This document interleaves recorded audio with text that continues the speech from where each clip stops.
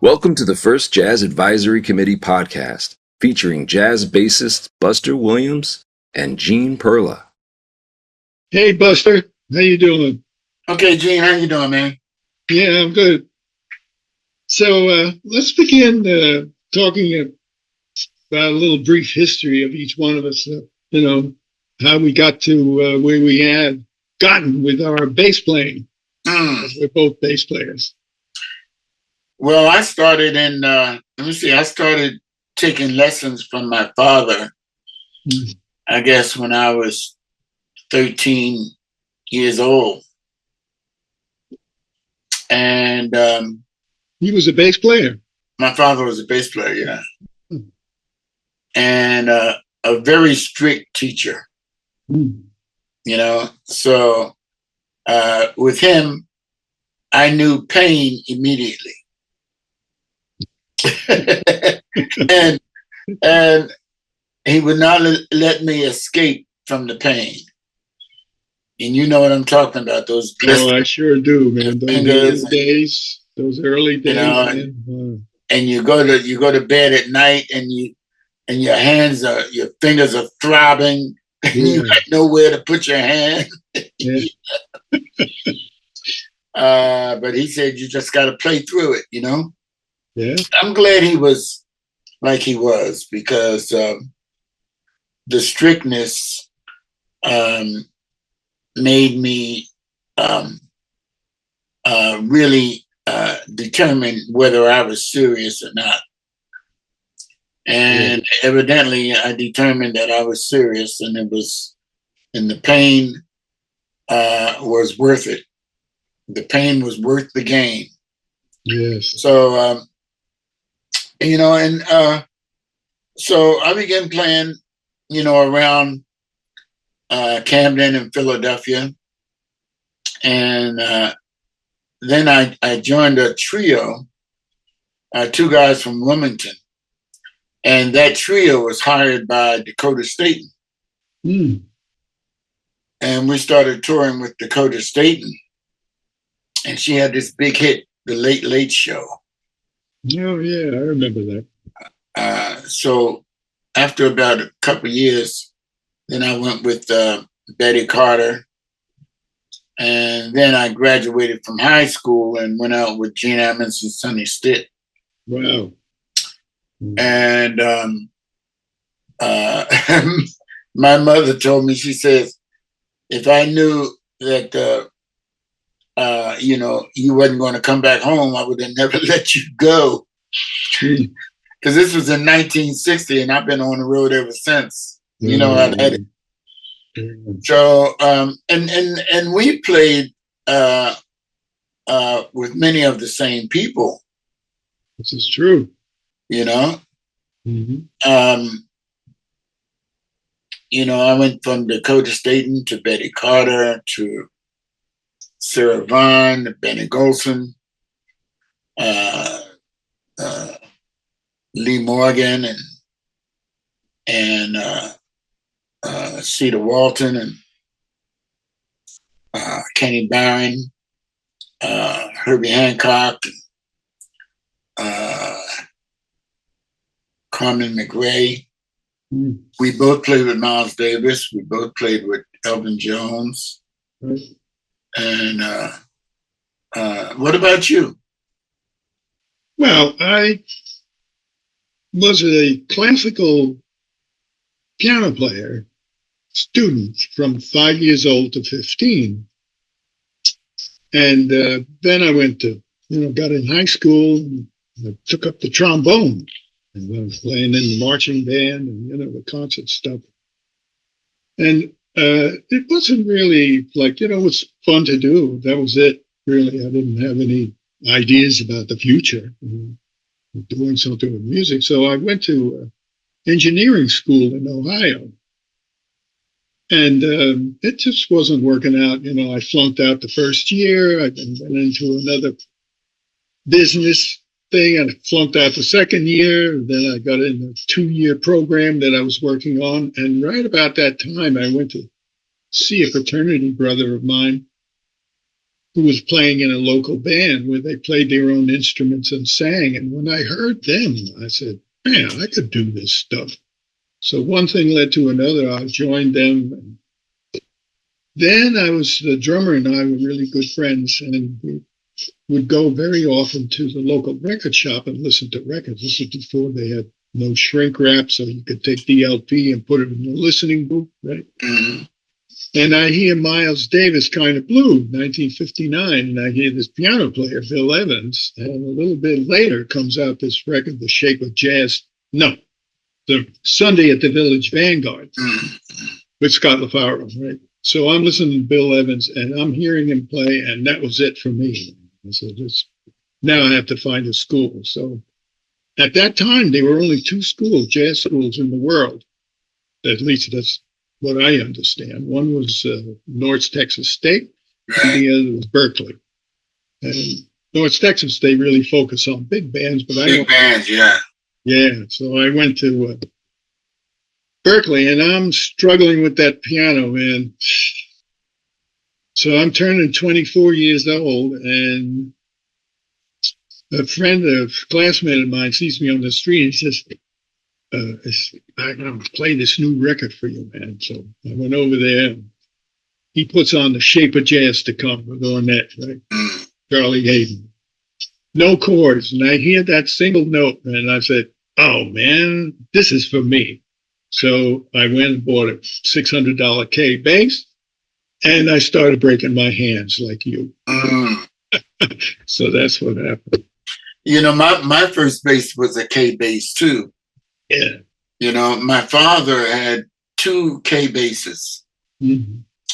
And when I was able to convince him, to teach me how to play the bass, because at first he refused, because I had first asked him to teach me how to play piano. And so I was studying piano, but I didn't stick with it. Then I asked him to teach me to play the drums. And so he went upstairs and he came downstairs with this little pad and 2 sticks. Uh-oh. This practice pad, with a rubber disc on it, Hang on it so you don't make so much noise. Right. And I said, no, Dad, I want to play the drums. What is this thing? And he took the 2 sticks and he said, boom, boom, boom, boom. And he said, Mama, Daddy, Mama, Daddy. And I said, what is this? I want to kind of make some noise. But I stuck with the drums for a while, but not long enough. And then one day he played me a record by Oscar Pettiford. And Oscar Pettiford was playing a solo performance on Stardust. And I had never heard anything like this. And, Gene, the thing that really captured me was I could hear his thumb squeak. His thumb made a squeaking noise as he slid up and down the fingerboard. Yeah. And man, that captivated me. I felt like I was there. I felt like I could see what he was doing. And after listening to that, I told my father, I said, Dad, you got to teach me how to play the bass. And he immediately just said no and walked away. So I went to my mother that evening and asked her, why did Dad, refuse to teach me how to play the bass? And she said to me, she says, well, you didn't stick with the drums. You didn't stick with the piano. And the bass is your father's heart. She says, if he starts to teach you to play the bass and you don't stick with that, you'll break his heart. Yeah. Wow. And, foolish me, I didn't know, that was my way out. I said, no, Mom, I really want to play the bass, and, tell Dad I'll stick with it. I'll do whatever he says. So anyway, she spoke to my father. The next day, he comes to me, and, my father was very stern. And he looked at me straight in the eye and he says, okay, if you want to learn the bass, then you do everything I say. You do it when I say do it. And you do it with alacrity, and you better be serious about it.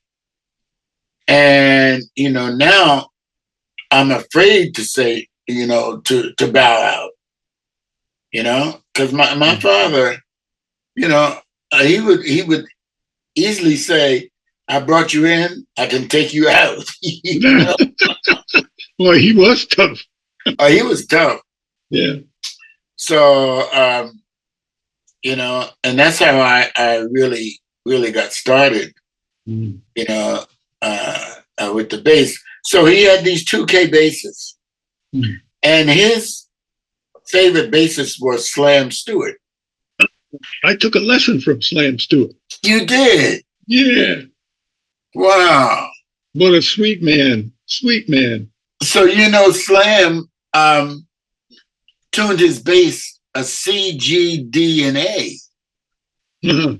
He took up the E string off the bottom, put a C string on the top. Yeah.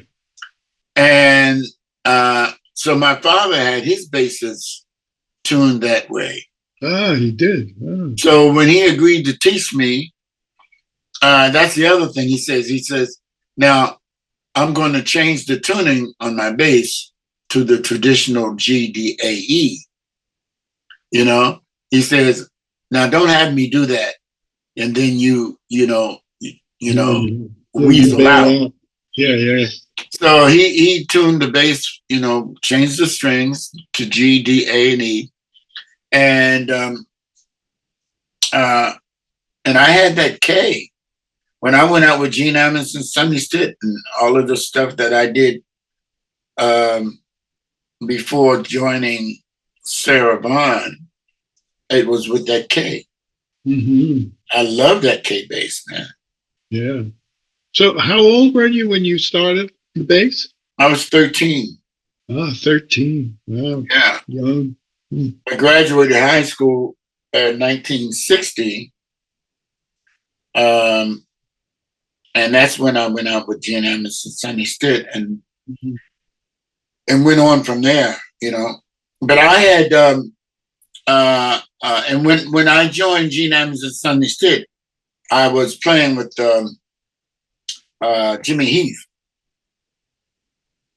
And this fantastic drummer had just come back on the scene. He had been away at what we call college. He was incarcerated. Uh-huh. His name was Specs Wright. You remember that name? No. Specs Wright was a fantastic drummer, man, and he was a good friend of Jimmy's. And he came out of prison and joined Jimmy's band. I was with Jimmy for a couple of years. Mm-hmm. We played around Philadelphia, and he was the most popular guy in Philly. Mm-hmm. So we were the top band in Philly. Mm-hmm. I thought I had made it. I'm playing in Philly with Jimmy Heath and Specs Wright, and Sam Dockery was the piano player. Right. Remember, he was with one of the original, not the original, but one of the early Art Blakey jazz messengers. Mm-hmm. With Jackie McLean, Bill Hardman, and Spanky DeBrest. You remember that name, Spanky DeBrest? I know that name. From Philadelphia. And yeah, so some of the early stuff. Wow, really great. Well, let's move on a little bit because we're both educators. And in fact, both of us are currently teaching at the New School for Jazz and Contemporary Music in New York. So how did you wind up, getting into this? Well, Reggie Workman was a good friend of mine, or is still a good friend of mine. And Reggie, I was part of the New School from its inception, when Arnie Lawrence, alto player, started the New School. Yeah, well, Arnie actually got in touch with me when he started the school, and he said, "Why don't you come and teach at the school?" And I was so busy with my record label and stuff, I turned it down. But, yeah. Were you producing records then? Yeah. Well, 1960? No, not 1960. No, this was after 1960 when the New School started. Do you remember what year? No, I'd have to look it up. But it started in the next decade. I think it was in the 70s. Yeah, I started my label in 71. The first release was in 72. Yeah. And so Reggie called me for the New School. And so I started with the New School early on. I sort of at the beginning and had been in existence for a while, but it was early on.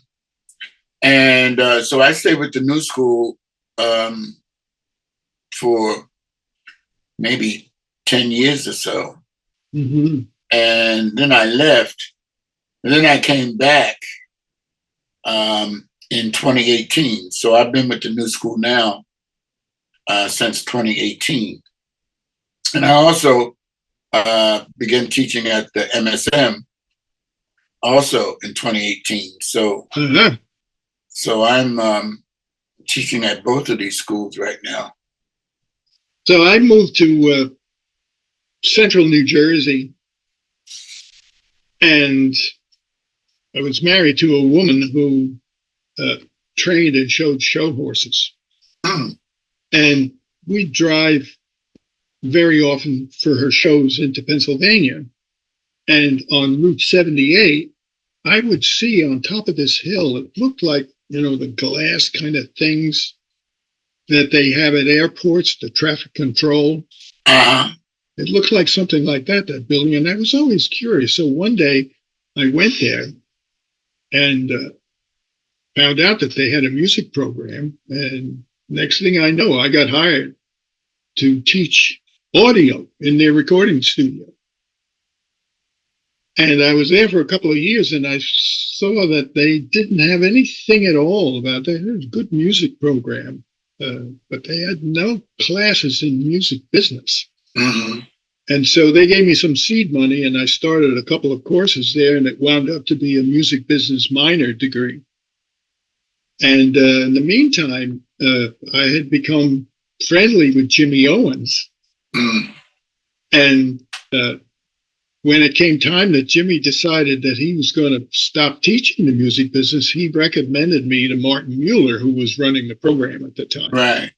And so I got the gig, and I've been teaching there since 2008, music business, and that developed. I taught a few years the Sibelius program, and I've been doing ensembles, and they're just giving me now, this coming semester, a second ensemble, which is the Elvin Jones Ensemble.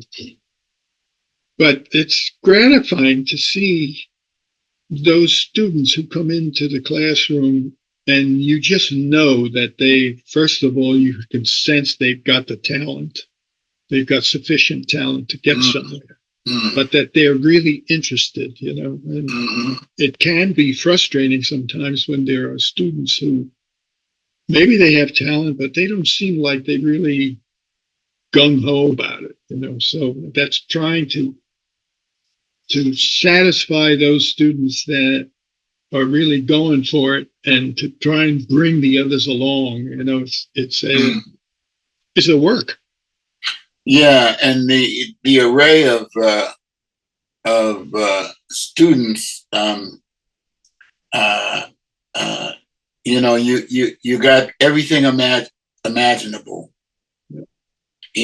Those who can and those who won't, and those who really want to, and those who are struggling, and those who, are obviously talented. And but one thing for me that becomes clear right away at the inception of the semester is that my job is cut out for me. That's right. And I have to make a difference. Mm-hmm. And it is so rewarding to see the impact that you have on these students, and the potential that they begin to display right away. And week by week, you can see and hear their growth. And that serves as a true reward for me. And what we have 14 weeks to make a difference each semester. And so I find that a real challenge, and a real sense of commitment that's necessary to make that difference. That's right. Yeah, it's work, but gratifying work. Gratifying, is definitely gratifying. And it might be interesting for people to know that the New School in New York is a union shop, meaning that the part-time teachers are members of the American Federation of Musicians, Local 802. Right. In New York. And it's a wonderful thing to feel that support that comes from being associated with people who are trying to do the same thing, and that you can work together to make the program better. So. Right. And Local 802 has really made a difference. The school didn't start out that way. Jimmy Owens, and I think yourself, were the instigators of bringing the union in. No, I wasn't. I came after it was already established. Bob Cranshaw was involved. Jimmy Owens was one of the initiators. Yeah, definitely Jimmy. And and when Bob Crenshaw was a member of Local 802, he made a big difference too. Yeah. But I've seen where the Local 802 being a part of the New School has made a vast difference. And I'm so glad that is the case. I would like to see the students at the New School, as well as the MSM and all of the schools in New York. I would like them to experience the value of being part of Local 802. And so I hope that, and in fact, I know that in the future we're going to be doing some instrumental things to introduce the students to Local 802, where they can get the value to see the value and experience the value of being members of Local 802. Mhm. Yeah. Well, this has been an interesting conversation for me to speak with you, Buster. And, maybe we can do something like this again in the future. Yeah, I've enjoyed it. Thank you, everyone, for listening to us. And keep tuned for upcoming Jazz Advisory Committee podcasts in the future. Thank you so much. All right. See you, Buster. Thank you, Gene.